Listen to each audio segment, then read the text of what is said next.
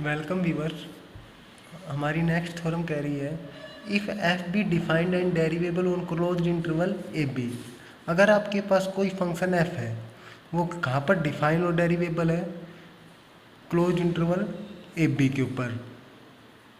Clear है आपको? ठीक है। उसके बाद आपसे सेकंड लाइन क्या कह रहा है, और दूसरा पॉइंट इसके पास कह रहा है कि जो एफ डैश है वो एफ डैश बी के इक्वल नहीं है। इसका मतलब आपके पास दो पॉसिबिलिटी हो सकती हैं कि या तो एफ डैश छोटा होगा किससे, एफ डैश बी से, या एफ डैश ए बड़ा होगा किससे, एफ डैश बी से। उसके बाद थर्ड प्रूफ लाइन क्या कह रहा है इसके, then and for each real number k lying between f dash a and f dash b. कि के क्या है, कोई भी एक रियल नंबर है, किस तरीके से वो एफ डैश ए और एफ डैश बी के बीच के लाई कर रहा है। ठीक है, ध्यान रखना यहाँ पर इक्वल नहीं आ रहा है, क्योंकि ये नहीं कह रहा कि लाइंग बिटवीन और equal to f dash a and f dash b. तो इसका मतलब f dash a strictly less than k and k strictly less than f b. फिर आपसे प्रूफ क्या करवा रहा है, हमें प्रूफ करना है कि एक ऐसा नंबर सी मिलेगा किस में से, एक ओपन इंटरवल ए बी में से, कि जहाँ पर एफ डैश सी किसके इक्वल हो जाएगा, उस के इक्वल हो जाएगा। और जहाँ पर के क्या है, कोई भी एक रियल नंबर है जो इस एफ डैश ए और एफ डैश बी के बीच में लाई कर रहा है। स्टार्ट करते हैं हम। तो देखो स्टार्ट किस तरीके से करेंगे कि इसने क्या दे रखा है कि f dash a equal to f dash b नहीं है, तो आप विदाउट लॉस ऑफ जर्नलिटी क्या मान लो,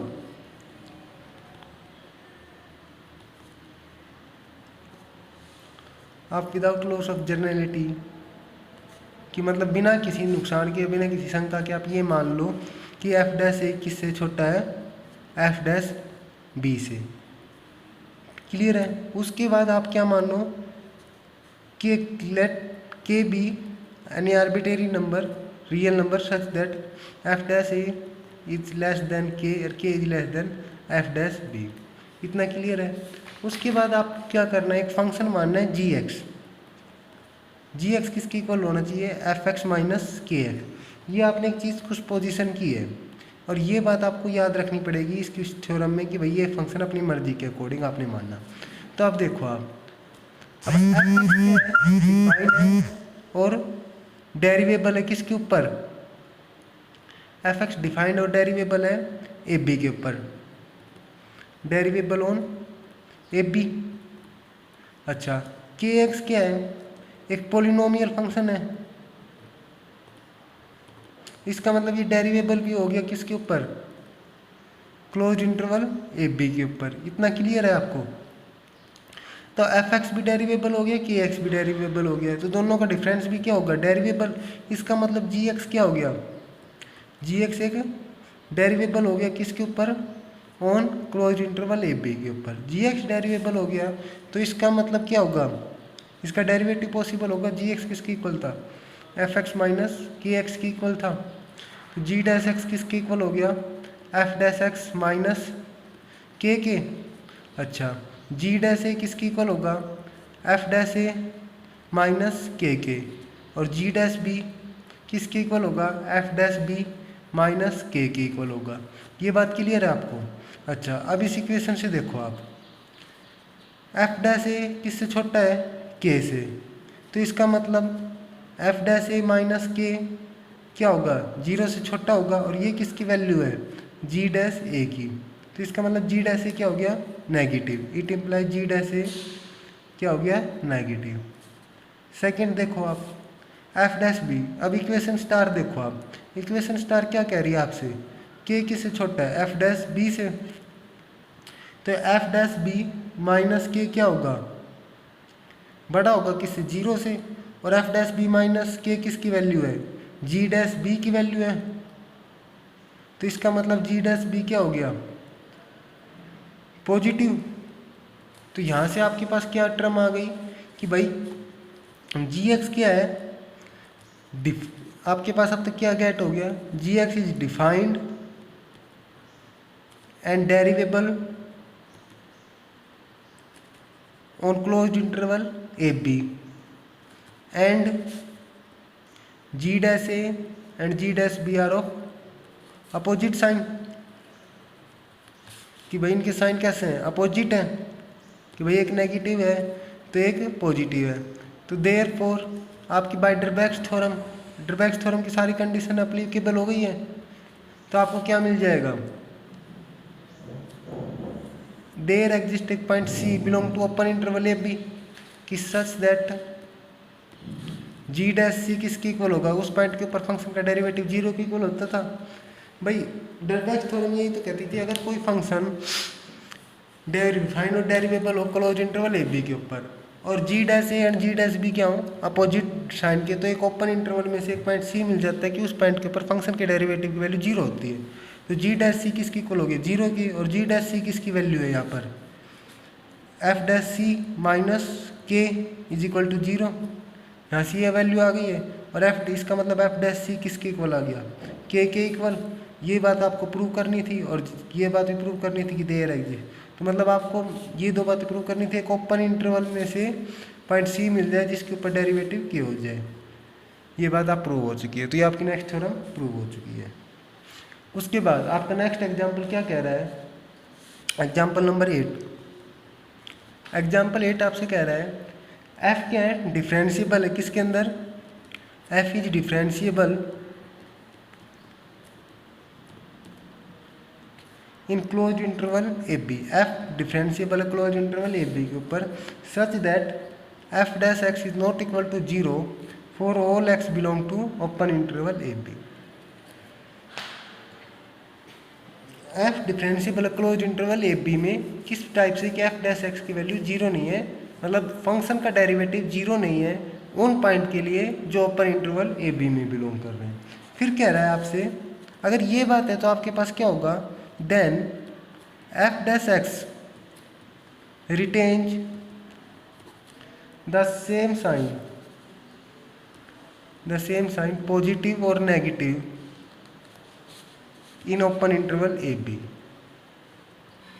ये बात क्लियर है आपसे, ये बात कह रहा है कि अगर एफ कोई फंक्शन है जो डिफरेंशिएबल है किसके अंदर, ए बी क्लोज इंटरवल के अंदर, और ओपन इंटरवल ए बी के सभी पॉइंट के लिए फंक्शन का डेरिवेटिव की वैल्यू 0 नहीं है, तो ये क्या कह रहा है कि जो फंक्शन का डेरिवेटिव होगा ना वो सेम साइन रखेगा, रिटेन मतलब चेंज नहीं करेगा।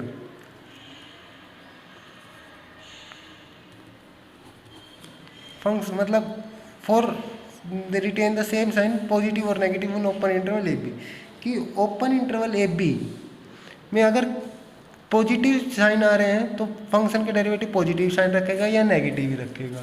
ये पॉसिबिलिटी नहीं होगी कि ओपन इंटरवल ए बी के अंदर कुछ पॉइंट ऐसे हो जाएं जिसके ऊपर फंक्शन का डेरिवेटिव क्या आ रहा हो, नेगेटिव आ रहा हो, और कुछ पॉइंट ऐसे हो जाएं कि पॉजिटिव आ जाए।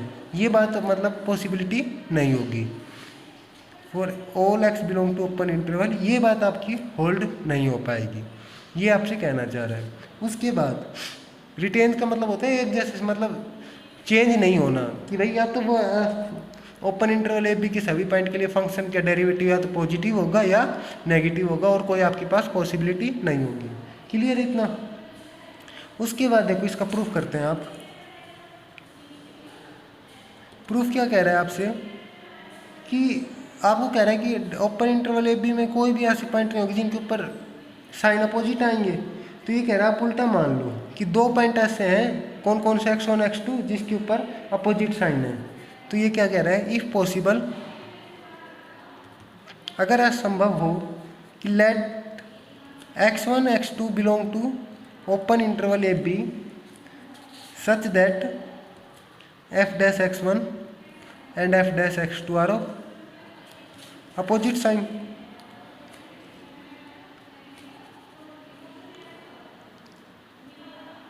कि भाई अपोजिट साइन के फंक्शन है। तो डरबैक्स थ्योरम में क्या कहेगी कि भाई फंक्शन देखो यहाँ पर डिफरेंशिएबल है क्लोज इंटरवल ए बी के अंदर, और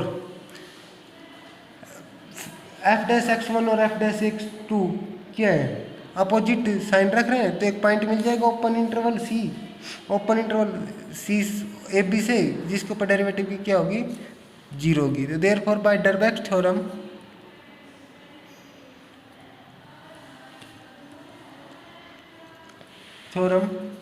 there exists C belong to open interval AB such that f dash c किसके इक्वल होगा, 0 के इक्वल होगा। ये बात होल्ड होगी ये ड्रबैक थ्योरम से। बट यहाँ पर क्या कह रहा है आपसे क्वेश्चन में आपसे कह रहा है कि f dash x is not equal to 0 for all x belong to open interval a b, कि ओपन इंटरवल ए बी के सभी पॉइंट के लिए फंक्शन का डेरिवेटिव नॉन जीरो वैल्यू रखता है। बट यहाँ पर आपको क्या मिल गया, ओपन इंटरवल ए बी में से एक पॉइंट सी मिल गया जिसके ऊपर डेरिवेटिव की वैल्यू क्या आ रही है, 0 आ रही है। तो ये आपकी इसका मतलब तो ये बात गलत है। बट यहाँ पर ये कब मान के चले थे, जब आपने ओपन इंटरवल ए बी में से 2 पॉइंट माने जिनके अंदर अपोजिट साइन आते रहे। तो ये बात क्या होगी, this is contradiction.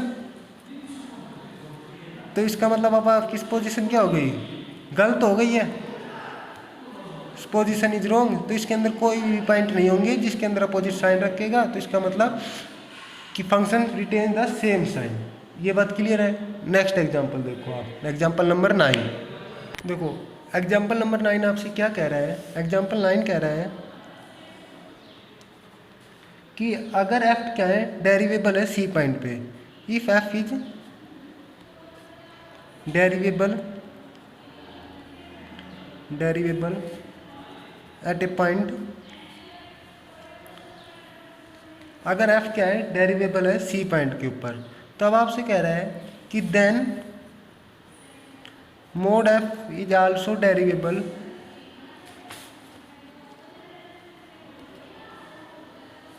Eight c provided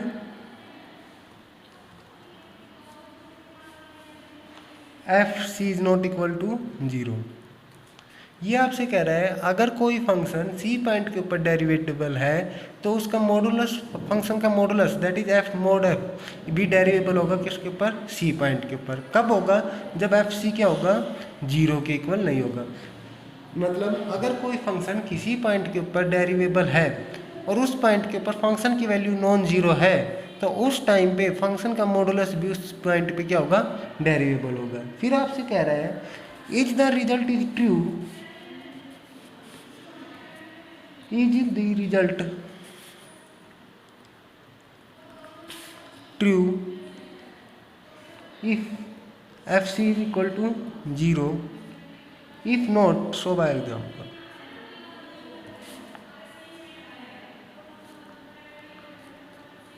कि भाई अगर ये रिजल्ट क्या जब भी ट्रू होगा जब एफ सी की वैल्यू 0 होगी, बट अगर नहीं होता है तो एग्जाम्पल दो। इसका प्रूफ देखो, आपको क्या दे रखा है, प्रूफ में दे रखा है कि एफ क्या है, डेरिवेबल है किसके ऊपर, function f is derivable at point c के ऊपर डेरिवेटिबल है। तो इसका मतलब क्या होगा, function f is continuous at point c. हो गया। अच्छा अब आपसे क्या कह रहा है फर्स्ट केस में कि एफ सी क्या होगा, 0 के इक्वल नहीं होगा।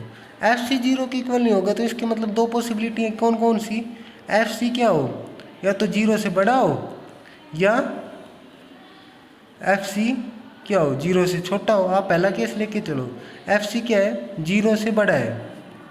अगर एफ सी 0 से बड़ा है तो एक रिजल्ट होता है कि अगर किसी पॉइंट पे फंक्शन की वैल्यू पॉजिटिव आ रही है तो उस पॉइंट के नेबरहुड में भी फंक्शन की वैल्यू क्या आएगी, पॉजिटिव आएगी।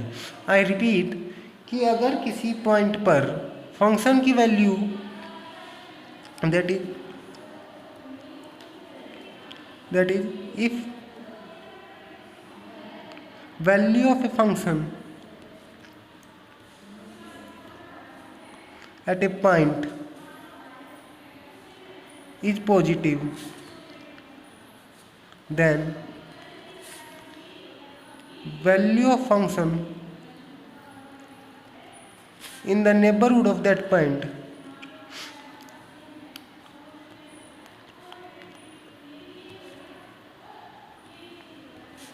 is also positive।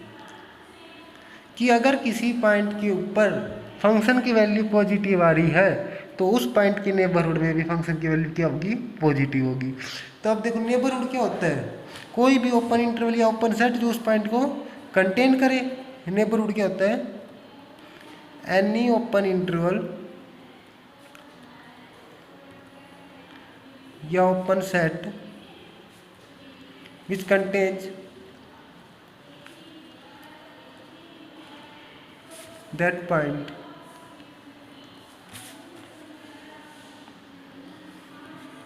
Is neighbourhood of that point. कोई भी इंटरवल जो उस ओपन इंटरवल जो उस पॉइंट को कंटेन करे वो क्या होता है, उस पॉइंट का नेबरहुड होता है। तो अब देखो, तो इसका मतलब क्या हो गया, c माइनस डेल वन और c प्लस डेल वन क्या हो गया, इज नेबरहुड ऑफ c हो गया, क्योंकि ये क्या है, एक ओपन इंटरवल है। c minus del one and c plus del one एक ओपन इंटरवल है जो अपने अंदर किसको लेके जा रहा है, c को लेके जा रहा है। तो इसका मतलब आप क्या लिखोगे इस लाइन के लिए, अब आप लिखोगे if f c is greater than 0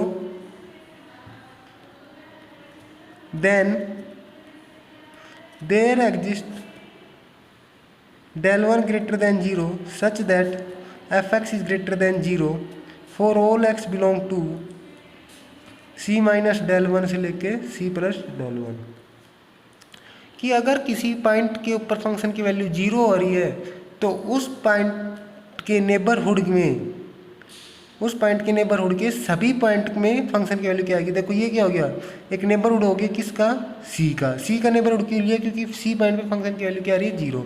अब सी पॉइंट के जितने भी पॉइंट है, for all x belong to, मतलब सी पॉइंट के नेबरहुड के जितने भी पॉइंट है उनके ऊपर फंक्शन की वैल्यू क्या आ रही है, पॉजिटिव आ रही है। क्लियर हो गया।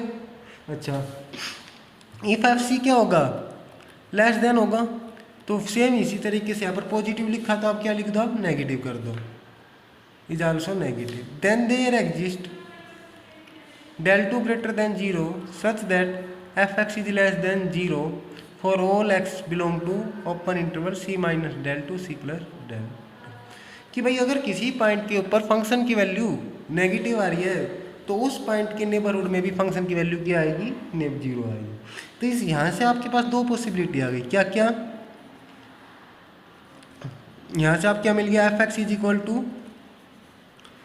एफ एक्स क्या होगी, ग्रेटर देन 0 और लेस देन 0, कब, for all x belong to c minus del 1 और c प्लस डेल 1, अरे for all x belong to c minus del 2 और c प्लस डेल 2, भाई यही तो वैल्यू आ रही थी, यहाँ इसने इस तरीके से लिख दिया।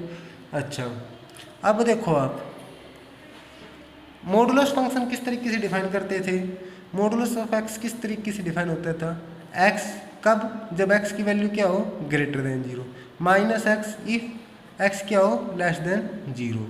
इस तरीके से आप मॉडुलस फंक्शन को डिफाइन करते हो। तो यहाँ से जब आप क्या करोगे, मॉडुल, क्योंकि आपको किसका चाहिए, मॉडुलस ऑफ एफ एक्स चाहिए, ये बात हो गई। मॉडुलस ऑफ एफ एक्स किसके इक्वल होगा, एफ एक्स कब, if F x is greater than 0, और माइनस एफ एक्स कब, if F x is less than 0, ये बात होगी। और ये पॉसिबिलिटी कब आई है, f x is greater than 0 की, ये कब आ रहा है, जब एक्स किस में जा रहा है, c माइनस डेल 1 में और c प्लस डेल 1 में। और ये पॉसिबिलिटी कब आई है, जब एक्स किस में, c माइनस डेल 2 में और c प्लस डेल 2। तो इसका मतलब मॉडुलस ऑफ एफ एक्स क्या हो रहा है, एफ एक्स और minus f x if x belong to c minus del 1 से लेके c plus del 1 open interval, if x belong to c minus del 2 से लेके c प्लस डेल 2, ये बात हो गई, ये मॉडुलस ऑफ एफ एक्स की वैल्यू होगी। अच्छा,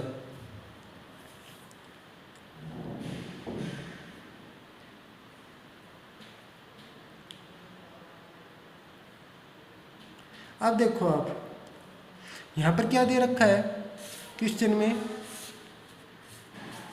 में आपके पास दे रखा है f क्या है, f is derivable eight,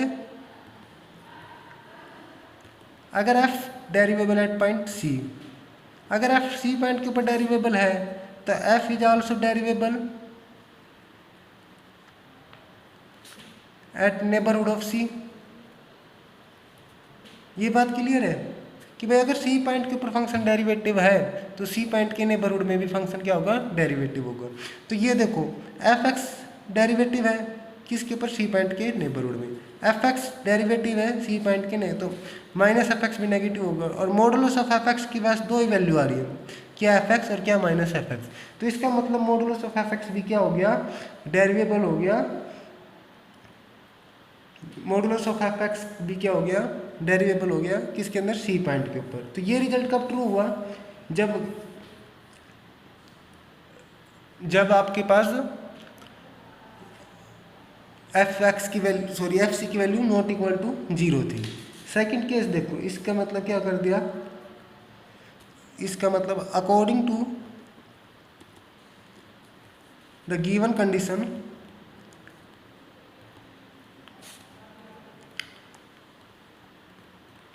f is derivable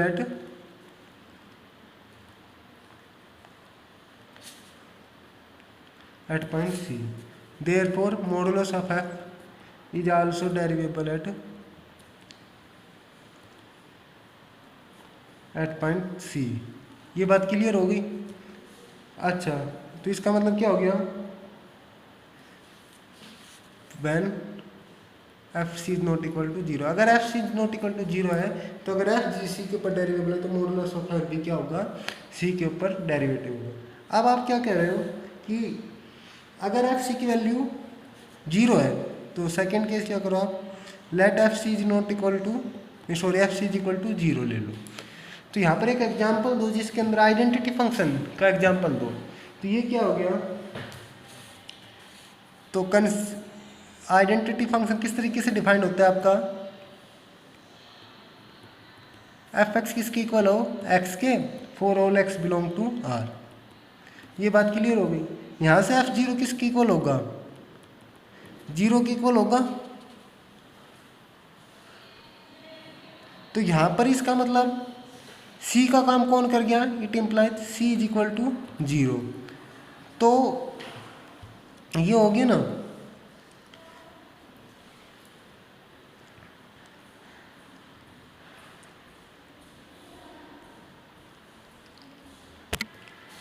तो आपको क्या प्रूव करना है, आपको प्रूव करना है कि जो एफ एक्स किसके इक्वल है, एक्स के इक्वल, वो डेरिवेबल है किसके ऊपर, इज डेरिवेबल एट 0। और दूसरा आपको क्या प्रूव कर रहा है, मॉडुलस ऑफ एफ एक्स, और ये किसके इक्वल होता है, मॉडुलस ऑफ एफ एक्स, ये इसके इक्वल होता है कंपोजिशन फंक्शन के अकॉर्डिंग। और modulus of x is derivable at x is equal to 0। ये तो क्या कह रहा है कि अगर फंक्शन डेरिवेबल है ना सी के ऊपर, हाँ, तो ये तो होगा ही होगा। ये आपको क्या करना है, चेक करना है, ठीक है। तो अब आप प्रूव करते हैं कि f x is equal to x derivable है। तो देखो आप, कोई भी फंक्शन डेरिवेटिव कब होता है, एफ एक्स इज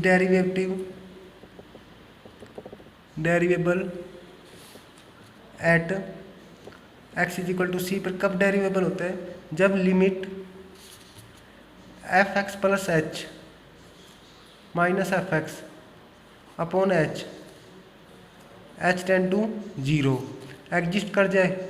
तो इसका मतलब क्या दिखाया था आपने कि लिमिट एक्स की जगह आप सी रखो, limit h tend to 0 negative is equal to f c plus h minus f c upon H.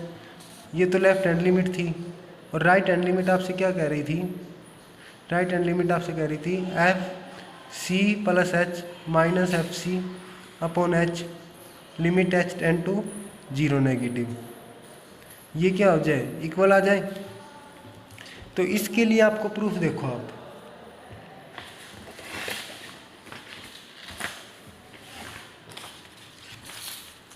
इसका प्रूफ करोगे तो देखो, सबसे पहले आपके पास एफ एक्स किसके इक्वल है, एक्स के इक्वल है।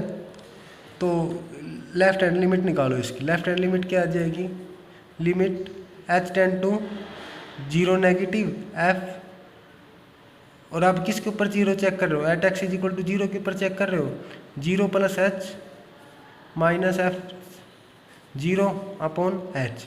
एफ 0 प्लस एच किसके इक्वल होगा, एच के इक्वल होगा, माइनस एफ 0 किसके इक्वल होगा, 0 की और अपॉन एच। और जहाँ पर लिमिट किसकी जाएगी, h tend to zero negative जाएगी और ये किसके इक्वल हो गया 1 के। ये क्यों, because f x is equal to x है, तो एफ जीरो प्लस एच किसके इक्वल होगा एच के इक्वल होगा, और एफ जीरो किसके इक्वल होगा 0 के। राइट हैंड लिमिट देखो इसकी, तो limit h tend to 0 positive, f zero plus h minus f zero upon h, f zero plus h किसके इक्वल हो गया limit h tend to 0 positive, और 0 प्लस एच किसके इक्वल होगा एच के 0 के अपॉन एच, ये किसके इक्वल हो गया 1। तो यहाँ से आप क्या देख पा रहे हो लेफ्ट हैंड लिमिट और किसकी इक्वल आ गई राइट हैंड लिमिट के। तो it implies f x is derivative at x is equal to 0 पे हो गया। उसके बाद आप क्या चेक करोगे, मतलब f is derivative at x is equal to 0। अब आपको क्या चेक करना है, now we have check modulus of f is derivable at x is equal to 0 के ऊपर आपको चेक करना है। तो देखो मॉडुलस ऑफ f x किसके इक्वल होता है एफ एक्स का मॉडुलस, और ये किसके इक्वल होता है एफ एक्स किसके इक्वल है एक्स के। तो ये हो गया मॉडुलस ऑफ एक्स, क्यों, क्योंकि एफ एक्स किसके इक्वल है एक्स के। अच्छा, और मॉडुलस ऑफ एक्स किसके इक्वल होता है एक्स और माइनस एक्स, एक्स कब if x is greater than 0 और if x is less than 0। तो इसका मतलब मॉडुलस ऑफ एफ एक्स किसके इक्वल आ गया यहाँ पर आपका x if x is greater than 0 और minus x if x is less than 0। ये बात क्लियर हो गई है आपको। तो अब आप देखो, अब आपको किसके ऊपर चेक करना है 0 के ऊपर चेक करना है, तो लेफ्ट हैंड लिमिट निकालो इसकी, limit h tend to 0 negative f 0 plus h minus f 0 upon h, और एफ 0 प्लस एच किसके इक्वल होगा एफ 0 प्लस एच होगा, देखो 0 प्लस एच और एच कहाँ पर टेंड हो रहा है, मतलब 0 से छोटा, तो ये एक नेगेटिव क्वांटिटी आ गई भाई, ये हो गया 0 प्लस एच, और जहाँ पर एच किसको टेंड कर रहा है 0 से नेगेटिव की साइड, तो इसका मतलब 0 प्लस एच एच की साइड होता है, और ये हो गया एच 0 छोटा है, इसका मतलब नेगेटिव एच आ गया, और एफ 0 अपॉन एच, तो इसकी कितनी वैल्यू आ गई -1। राइट हैंड लिमिट देखो आप, राइट हैंड लिमिट क्या होगी, limit h tend to 0 positive upon f 0 plus h minus f 0 upon h, और एफ 0 प्लस एच तो ये किसके इक्वल होगा 0 प्लस एच के, और एच के, और एच किसको टेंड कर रहा है 0 से बड़ी वैल्यू, तो इसका मतलब एच क्या होगी पॉजिटिव क्वांटिटी, तो ये किसके इक्वल हो गया right hand limit H minus 0 upon H किसके इक्वल हो गया 1 के। तो यहाँ से आप क्या देख पा रहे हो, left hand limit is not equal to right hand limit. तो ये आप क्या कह गया आपसे कि modulus of f is not derivable at x is equal to 0। ये रिजल्ट कब आया कि जब एफ आप क्या देखा, एफ डेरिवेबल है किसके ऊपर 0 के ऊपर, but mod f is not derivable at 0। ये कंडीशन कब ट्रू हो रही थी हमारे पास, जब एफ एक्स किसके इक्वल, सॉरी एफ सी किसके इक्वल हो रहा हो 0 के इक्वल हो रहा हो। तो इसके मतलब अगर एफ सी 0 के इक्वल नहीं है, इसका मतलब क्या होगा, अगर f c not equal to 0 तो it implies if f is 0 if h derivable at c, तो then modulus of f is derivable at c. But अगर इफ एफ सी किसके इक्वल हो 0 के, तो implies if f is derivable at c, then modulus of f is not derivable at c, derivable at point c. इतना clear हो गया है, ये आपकी फर्स्ट एक्सरसाइज कंप्लीट हो गई है। Thank you. कल हम मीन वैल्यू थ्योरम और रोल्स थ्योरम्स के बारे में पढ़ेंगे। Thank you.